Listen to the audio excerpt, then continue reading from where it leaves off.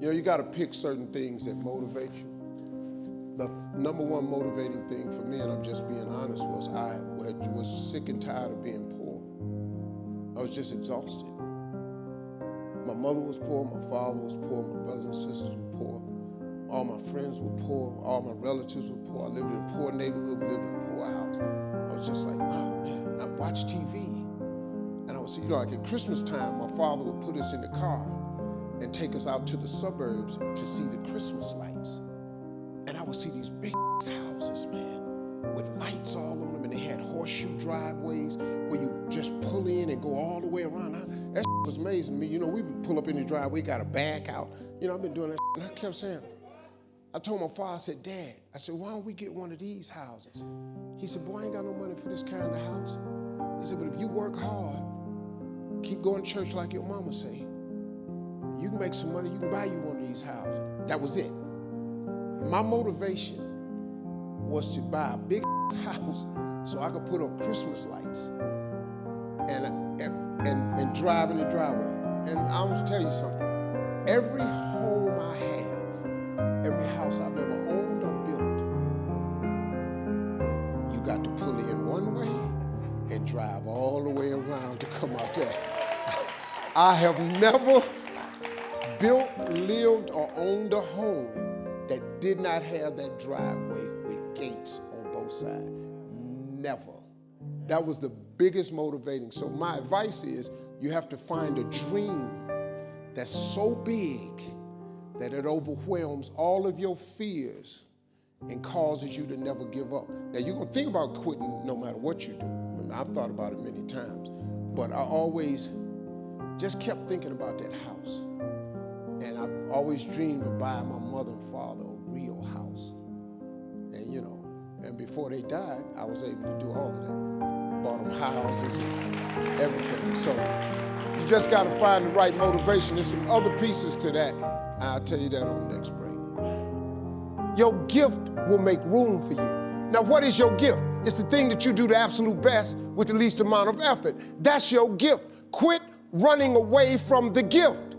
Your gift will make room for you. Stop trying to be something you ain't gifted at.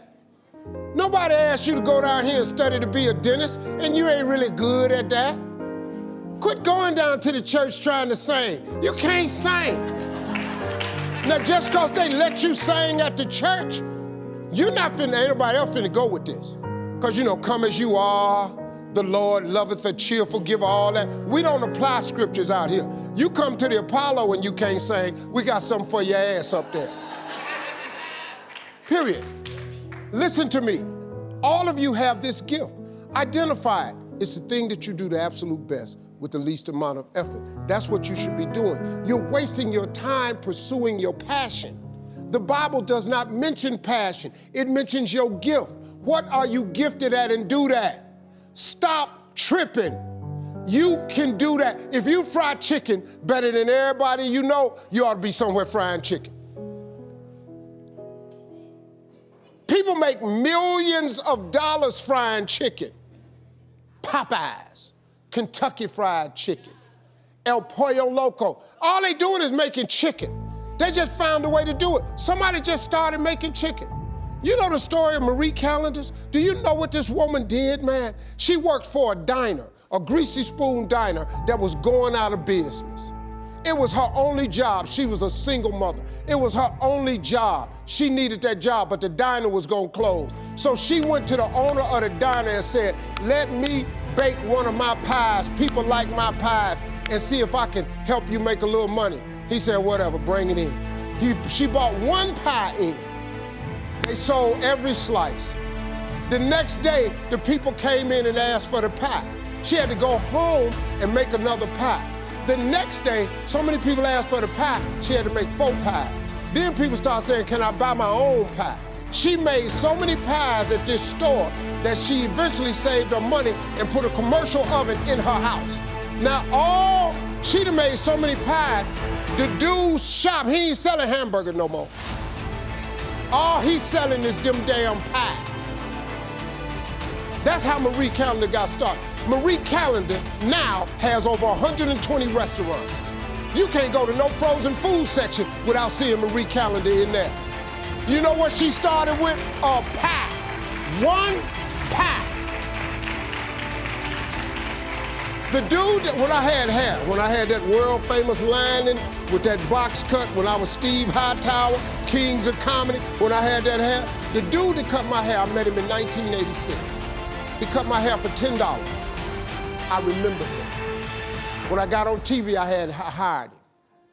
He came out there, he started making $300 a haircut. I paid him 10. He had been with me so many years that he was making $1,500 per haircut. I was getting my hair cut 4 times a week for television and touring. I paid him $1,500 each time. He was making $6,000 a week. You know what he was doing? Cutting hair. That same haircut I paid $10 for in '87. This dude was cutting it now for me for $1,500. I cut my hair off. I paid him a chunk of money for being with me all these years. Gave him a severance pay. Told him good luck.